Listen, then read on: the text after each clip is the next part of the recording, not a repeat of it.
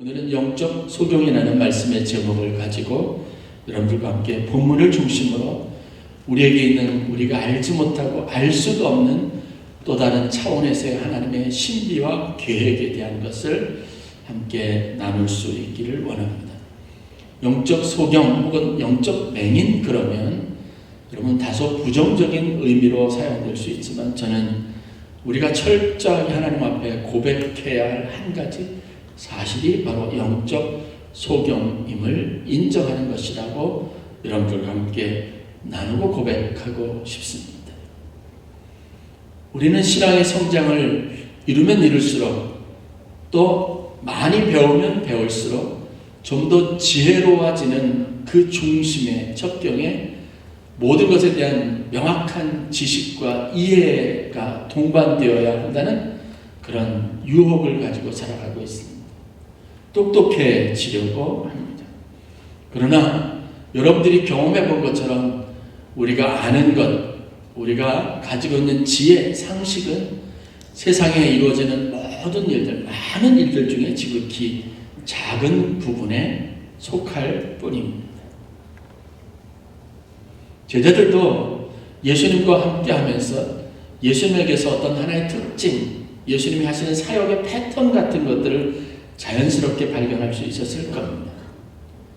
어떤 사람이 분명히 몸이 아파서 치유받기 위해서 나왔는데 예수님은 그 사람이 아픈 것, 상처난 부위, 그리고 병든 그 부위보다는 그 사람의 내면에 있는 죄의 문제에 대해서 다루시는 것을 경험했을 것입니다. 그래서 사람에게는 눈에 보이는 것 말고 또 다른 그 사람에게 잘 드러나지 않고 감추어져 있는 그 무엇이 있다는 것을 이제 생각하기 시작했고 예수님은 그것을 너무나 잘 아셔서 적절하게 그 사람에게 가장 필요한 치유를 하시는 분이라는 그런 경험을 가지고 있었을 겁니다. 오늘도 예수님께서 제자들과 함께 길을 가실 때 늘 지나던 그 길가에 나면서부터 앞을 보지 못했던 맹인 소경이죠. 그리고 자기 스스로 자기 삶을 살 수가 없어서 남의 도움을 구걸하면서 사는 이 사람을 보게 됩니다. 예전처럼 그냥 지나지 않고 혹은 그냥 구걸하는 사람에게 도움을 주는 정도로만 끝나지 않고 그 사람이 그런 운명을 타고난 것에 대해서 예수님께 이런 질문을 던집니다. 선생님, 이 사람이 이렇게 된 것이 누구의 죄 때문입니까? 분명히 예수님의 제자들이 수준이 올라가 있습니다. 알고 싶었습니다. 궁금했습니다. 그게 단지 예수님을 시험하기 위한 의도는 아니었고 그들은 진짜 이 사람의 이런 운명에 대해서 이런 기구한 삶에 대해서 과연 어떤 문제가 있었는지를 알고 싶었을 겁니다. 자신의 잘못이냐 아니면 부모의 잘못이냐 유추해 보았습니다. 갑작스러운 질문에 예수님께서 당황하실 것도 같은데 예수님은 전혀 당황하는 빛이 없이 이렇게 답을 내놓으셨습니다. 이 사람이 이렇게 된 것은 이 사람이나 부모의 죄가 아니다. 그러면 무엇 때문에 이렇게 됐을까? 예수님이 대화를 이어갑니다. 그에게서 하나님이 하시는 일을 나타내고자 함이라. 사람들에게 삶에 일어난 여러 가지 많은 일들은 분명히 인과관계가 있습니다. 여러분, 감옥에 갇혀 있는 사람들, 교도소에 있는 사람들, 사연이 없는 사람은 없습니다. 최기호 목사님이 교정선교 사역을 하지만 교정선교 사역의 핵심은 뭐냐면 단순한 방문이 아니라요. 이 사람들과 지속적으로 멘토링, 관계를 갖는 겁니다. 그 사람이 행한 죄 때문에 그가 받은 감옥에서 있어야 될 형기, 수감 생활해야 하는 기간이 있지만 그것은 그 죄를 다루는 것에 있지만 그것만으로 끝나는 게 아니라 이 사람이 본질적으로 그렇게 됐던 소수하는 배경에 관한 것들을 계속 상담하면서 이 사람들에게 치유가 일어나도록 돕는 일들을 합니다. 그래서 저희는 1년에 한 번 교도소를 방문하지만 목사님은 그 사역을 하면서 지속적으로 일주일에 3번 여러 18개의 교도소를 돌아가면서 방문을 하면서 멘토링하는 그룹과 같이 그 일을 돕는 권사님들, 사모님들, 목사님들과 함께 다니면서 수용자들을 만나고 신방을 하는 거예요. 그 문제를 다 다루죠. 그래야 치유가 일어나고 그 사람에게 더 이상 그 똑같은 행위가 일어나지 않도록 막을 수 있는 효과가 있습니다. 사람에게는 어떤 행동을 하는데 그것에 그렇게 할 수밖에 없었던 배경들이 반드시 있습니다. 그래서 그 배경을 잘 이해하면 그 사람이 하는 행동도 이해할 수 있고, 그렇게 되면 예방하는 것도 가능합니다. 이게 우리가 보통 흔히 하는 일들입니다. 그런데 예수님께서는 사람들을 다루는데 그런 차원 말고 또 다른 차원의 일이 있다고 말씀을 하시는 거예요. 여러분, 우리 인생에도 단순히 인과관계만 가지고 원인과 결과로만 이해가 되지 않고 해석이 안 되는 문제들이 너무도 많습니다. 성경의 아주 많은 부분은 그 사람이 한 행위를 가지고 하나님께서 복을 주시든지 아니면 하나님의 심판이 함께하든지 이런 단순한 관계들을 아주 짧게 비교적 선명하게 설명하는 많은 이야기들이 있습니다. 하나님을 버리고 우상을 숭배하면 그대로 내어버려 두시면 안 되죠. 하나님의 심판이 함께합니다. 아니면 그들이 깨달을 수 있는 기회를 주십니다. 갑자기 잘 지내던 이웃에 있었던 나라 암몬이 일어나고 그리고 블레셋이 일어나고 군대들을 조직해서 이스라엘 백성들을 집요하게 괴롭히고 공격합니다. 그 이유를 살펴보면 분명히 이스라엘 백성들의 범죄, 하나님 말씀에 순종하지 않은 것이 있습니다. 그 다음에 우리가 어떤 일이 일어날지를 알고 있습니다. 그런데 이런 인과관계를 떠난 우리가 생각하지 못했던 도저히 성경에 이런 이야기가 실리지 않았으면 좋겠을 싶은 내용들이 의외로 참 많이 있습니다. 예수님 당시에 율법학자들, 종교 지도자들은요, 이런 인과관계에 대해서 성경에 대해서 너무 많은 지식을 가지고 있어서 그런 공식을 가지고 모든 사람들을 바라보는 습관들을 가지고 있는데 예수님이 여러분 이것을 벗어난 의외의 답변을 하시거나 의외의 행동을 하실 때가 얼마나 많이 있었습니까?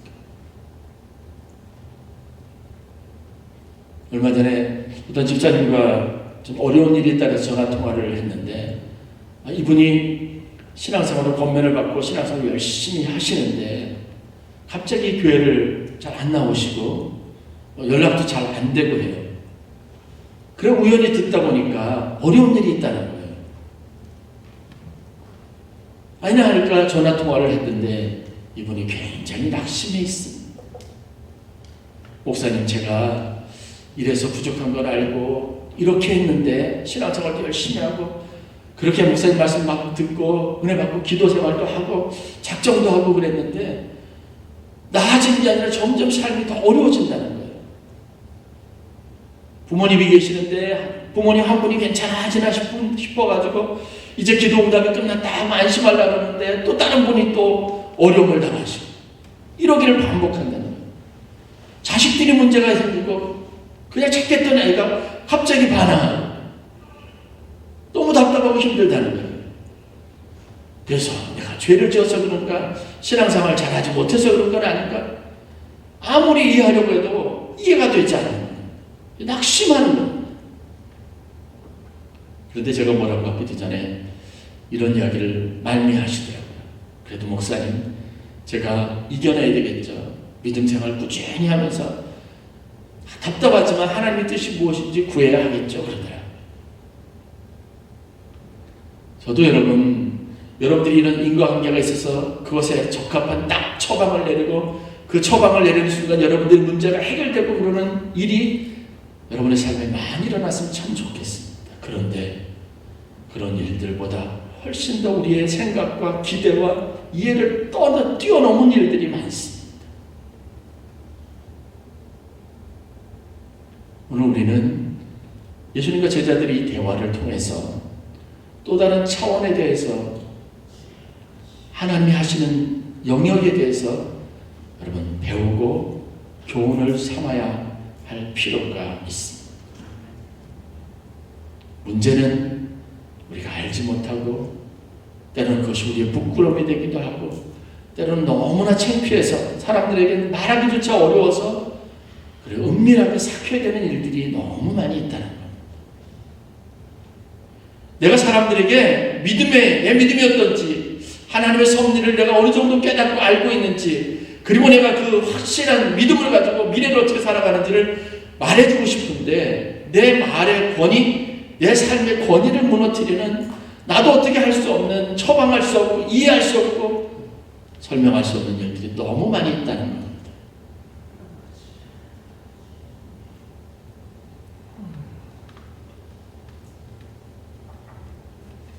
인생에 우리가 맞닥뜨리고 부딪히는 모든 일들은 인과관계를 떠난 일들이 의외로 참 많이 있습니다. 누구의 탓이나 행위의 결과도 아니고, 악해서 그러냐 선해서 그러냐 그것도 아닌 경우들이 많습니다. 그 자체로 우리가 알 수 없는, 우리가 가늠할 수도 없는 하나님의 계획과 섭리와 목적을 가진 일들이 너무나 많이 일어난다는 사실들을 오늘 여러분들이 깨달을 수 있기를 원합니다. 성경을 자세히 읽어보면 하나님은 우리에게 자신의 미래를 아는 것도, 시대를 바라보고 어떤 징조를 알고 미래를 예측하는 일도 허락하지 않으십니다. 때와 시기에 관해서 결정적인 어떤 감각을 가지고 그것에 대처하는 것도 하나님께서 허락하지 않습니다. 요한계시록에 나오는 천년 환란이 있습니다. 저는 어려운 일이 생길 때마다 그걸 생각합니다. 천년이라는 시간. 여러분, 우리 개인의 한 사람의 인생이 10번, 최소한 10번 이상, 장수한 사람도 10번 이상 반복 살아야 돼. 반복적으로 살아야 될 만큼 긴 시간입니다. 그 시간을 견뎌내는 성도들의 마음이 어땠을까? 어떤 식으로 해서 견뎌낼 수 있었을까? 그는 한 세대만을 의미하는 것도 아니고 한 구체적인 영혼만을 위한 것도 아니었을까? 그런데 환란의 시기가 천년이 지속된다고 말합니다. 그때를 이긴 자가 하나님 영광에 동참할 수 있다고 말하고 있습니다.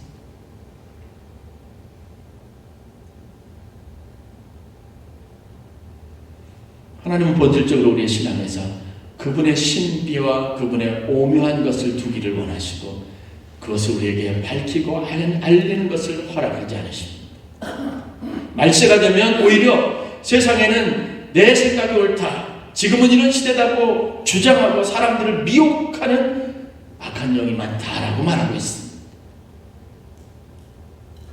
여러분들이 분명히 알 수 없는 상황, 불확실성이 커지는 시대가 오면 우리가 가져야 될 영적 태도가 무엇인지 아십니까?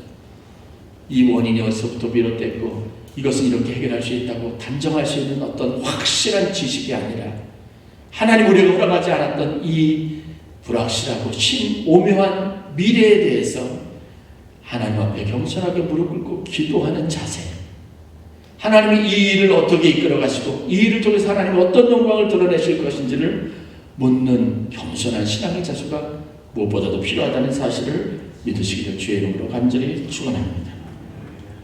그래서 하나님 우리에게 겸손하게 무릎을 꿇을 것을 요구하십니다. 성경에 보면 예수님께서 하신 말씀의 결론이 바로 이겁니다. 이 사람이 누구의 죄 때문인지 그것은 우리에게 중요하지 않다는 겁니다. 이 사람의 죄도 아니고 부모의 죄도 아닙니다. 지금 이 상황에서 이 사람이 예수님을 만나고 예수님의 발걸음을 제자들이 불러 세워서 이 소경을 주목하게 하신 이유, 거기에는 하나님의 신비한 뜻이 있다고 말씀하시는 겁니다. 그리고 예수님은 오늘 하나님께서 만나게 하신 이 사람에게 하나님의 영광을 드러내는 일들을 하시겠다고 말씀하시고 그 맹인의 눈을 뜨게 하셨습니다. 우리에게는 감춰져 있지만 하나님 자신의 영광을 드러내고 하나님의 일로서 영적인 신비한 가치를 가지는 일들이 너무나 많이 있음을 믿으시길 주의 이름으로 간절히 축원합니다. 이사야 선지자는 기원전 740년부터 680년까지 60년 동안 우시야 왕, 요담 왕, 아하스 왕 그리고 히스기야 왕, 이 4명의 왕을 섬기던 이때 활동하던 선지자입니다. 이사야 선지자의 일생을 가만히 살펴보면 우리에게 굉장히 흥미가 될 만한 사실들을 많이 발견할 수 있습니다. 이사야 선지자는 젊은 시절에 하나님 앞에 부름을 받아서 그가 첫 번째로 했던 사역이 뭐냐면 이스라엘 백성들의 회개를 외치는 사역이었습니다. 그런데 이스라엘 백성들이 회개의 메시지를 듣지 않았습니다. 그래서 이사야 선지자는 두 번째 하나님이 이 나라에 임할 심판과 멸망의 계획들에 대해서 선포했습니다. 그리고 북왕국 이스라엘이 아수르에 의해서 멸망을 당합니다. 많은 사람들이 포로로 잡혀갔습니다. 나라를 잃어버리고 많은 사람들이 죽임을 당하고 그들의 터전을 잃어버렸습니다. 그렇게 나라를 잃고 슬픈 백성들과 함께하면서 이사야 선지자는 그들을 다시 일깨우고 그들에게 다시 오실 메시아에 대한 소망을 갖게 하고 그들의 마음에 생기를 불어넣고 그들에게 하나님이 하실 일들을 기대하도록 소망하도록 하는 정말 어렵고 힘든 사역을 감당했던 선지자입니다.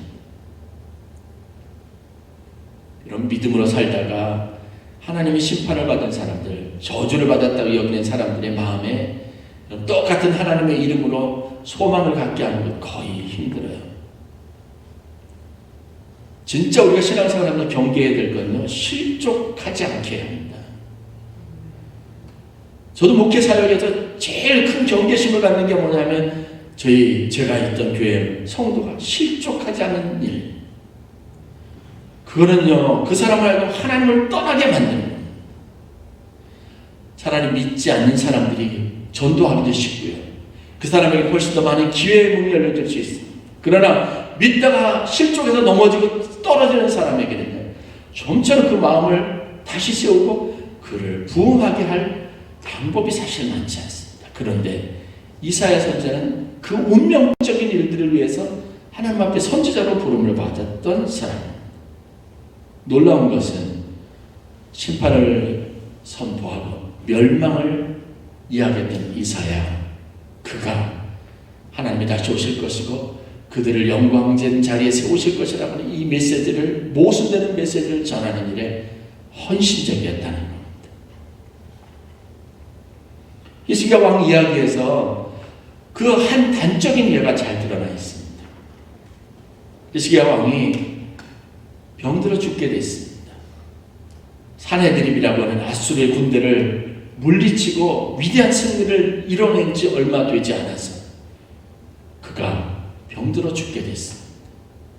이 병이 죽음으로 이어질 것이라고 생각하지 못했습니다. 그런데 이 히스기야 왕에게 찾아와서 사망 선고, 사형 선고를 내린 사람이 누구냐면 바로 이사야 선지자예요. 이사야 선지자는요, 히스기야 왕에게 영적인 멘토와 같은 사람입니다. 아수르의 군대가 쳐들어왔을 때 여러분 자기 신하들을 이사야 선지자에게 보내서 이것을 위해서 기도해달라고 요청을 했어요. 즉 히스기야가 경건한 왕으로 율법을 다시 회복하고 믿음으로 그 어두운 시대에 하나님을 예배하는 바른 왕으로 살 수 있었던데 결정적으로 도움을 주었던 게 바로 이사야 선지자입니다. 병이 들어서 원인이 알 수 없는 병 때문에 시름시름하고 있는데 하나님의 선지자, 자기가 존경하는 선지자가 찾아와서 그에게 한 이야기가 뭔지 아십니까? 이제는 내 삶을 정리하라는 거예요. 하나님께서 내게 말씀하셨는데 내가 정령 죽으리라 라고 말씀하셨다는 겁니다. 히스기야 왕이 이 이야기를 듣고 얼마나 절망했겠습니까? 얼마나 마음이 슬펐겠습니까? 그런데 특유의 히스기야 왕이 가지고 있었던 기질과 신앙이죠. 하나님으로부터 믿는 믿음을 가지고 그런 사형 선고를 받았음에도 불구하고 마지막 순간까지 포기하지 않고 매달렸습니다. 이사야 선지자가 히스기야 왕에게 사망 선고를 내리고 난 다음에 그리고 이제 돌아서 자기가 있었던 성으로 가는 중.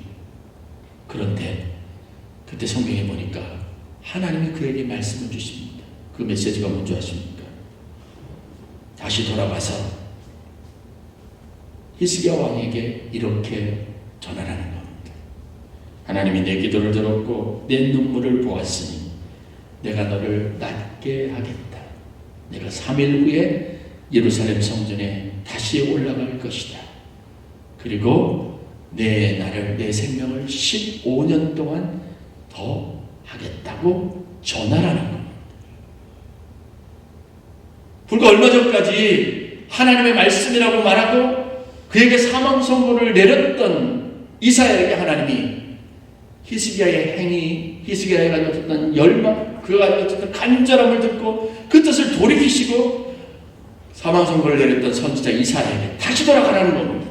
그리고 이제는 내가 죽지 않고 살 것이고 내가 3일 만에 예루살렘 성전에 올라갈 것이고 너의 날이 15년을 더하게 될 것이라고 전하라는 것.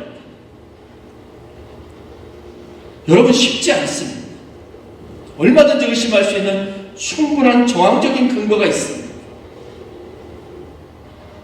하나님의 뜻이라고 장담할 수 없습니다. 그런데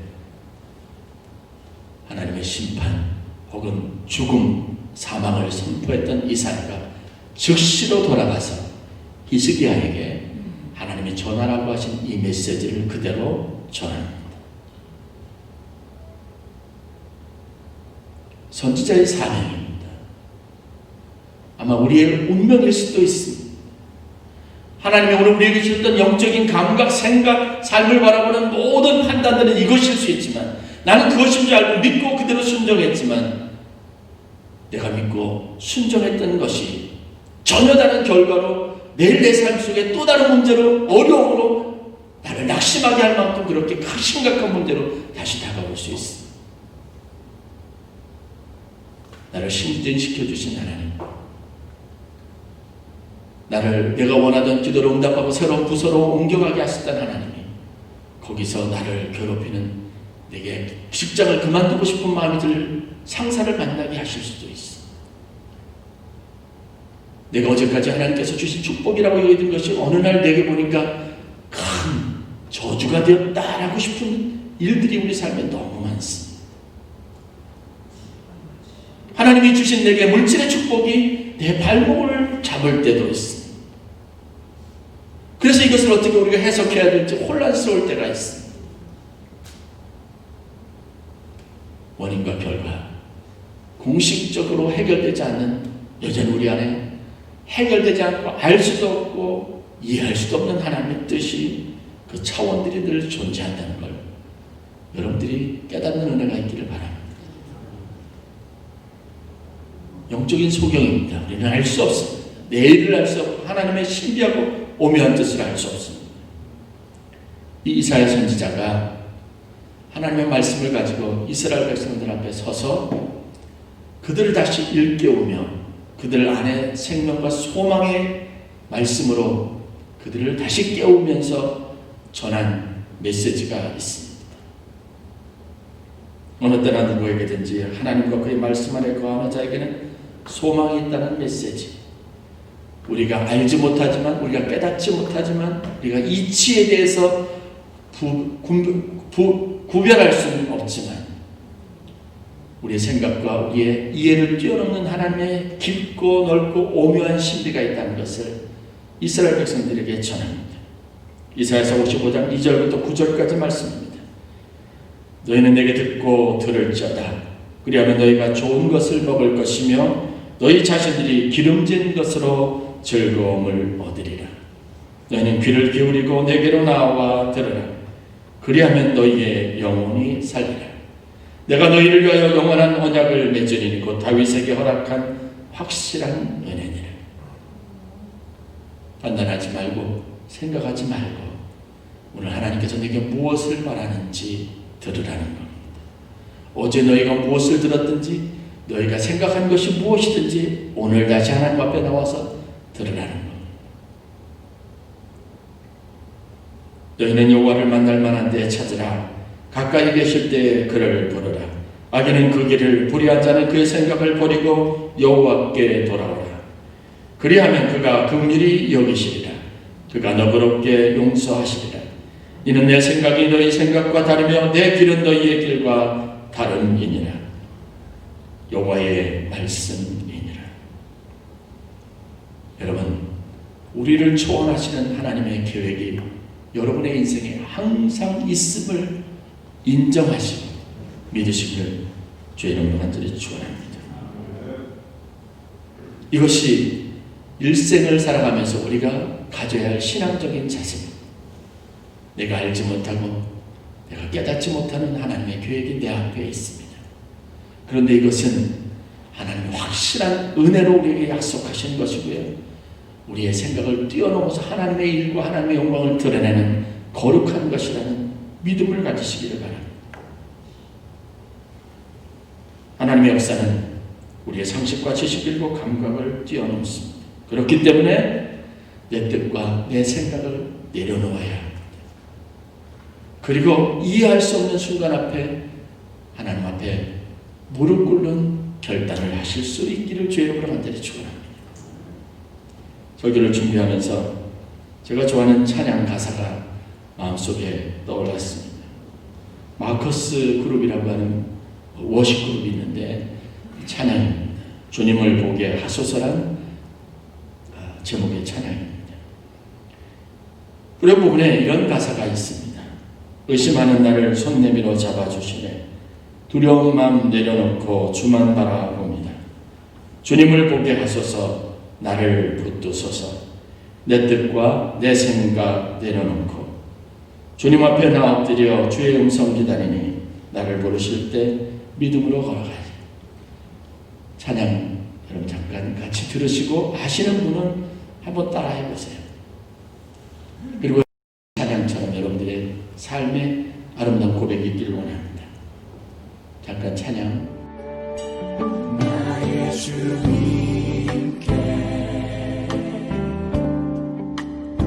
찬양 드리며 그 크신 사랑 주인제 감사해. 어둠 속에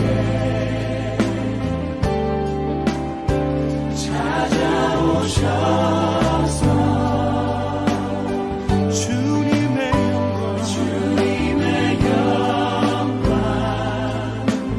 보게 하시네. 나 보게 하시네. 의심하는 나를 손 내밀어 잡아주시네. 두려움만 내려놓고 주 바라봅니다.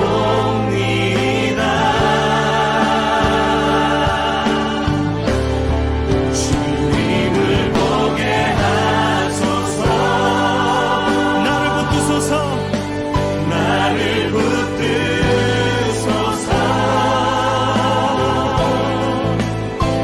내 뜻과 내 생각 내려놓고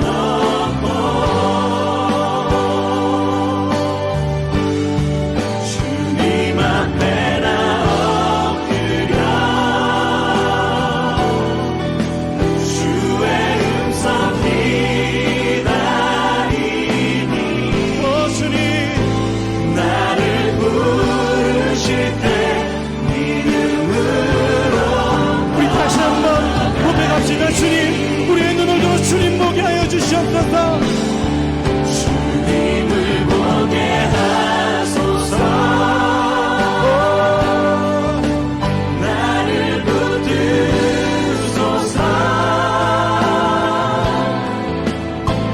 내 뜻과 내 생각 내려놓고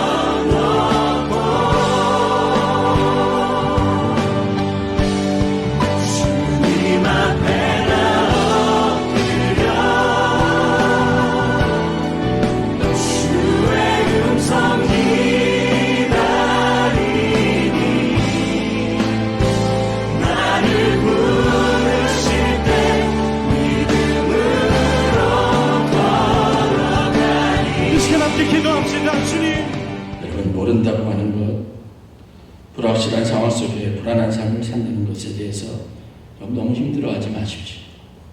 그것이 바로 우리 인간입니다. 부끄러움도 아닙니다. 모든 것을 다 알아야지만 신앙적인 것도 아니고요. 미리 준비하고 대비할 수 있는 그런 영적인 감각을 가진다고 여러분 어려움을 다 없이 할 수는 없습니다. 어둠을 갈 때 빛의 작은 것, 희미한 것을 쫓아가는 그런 집중력이 우리에게 필요한 것은 이 시대에 여러분 낙심하지도 마시고 모르는 것을 알지 못하는 것, 내가 불확실하고 늘 언제나 투명하지 않은 삶을 산다는 것에 대해서 부끄러워하지도 마시고 하나님 앞에 무릎을 꿇고 단지 하나님이 하시는 일이 무엇인지 알기를 원합니다. 이 길 끝에서 하나님의 영광을 보기를 원합니다. 그렇게 겸손하게 모든 것을 내려놓고 주님의 은혜를 구하는 성도들이 되실 수 있기를 주의 이름으로 간절히 축원합니다. 끝은 있고요. 우리가 반드시 곳에서 주님의 영광을 보게 될 줄로 믿습니다. 기도하겠습니다.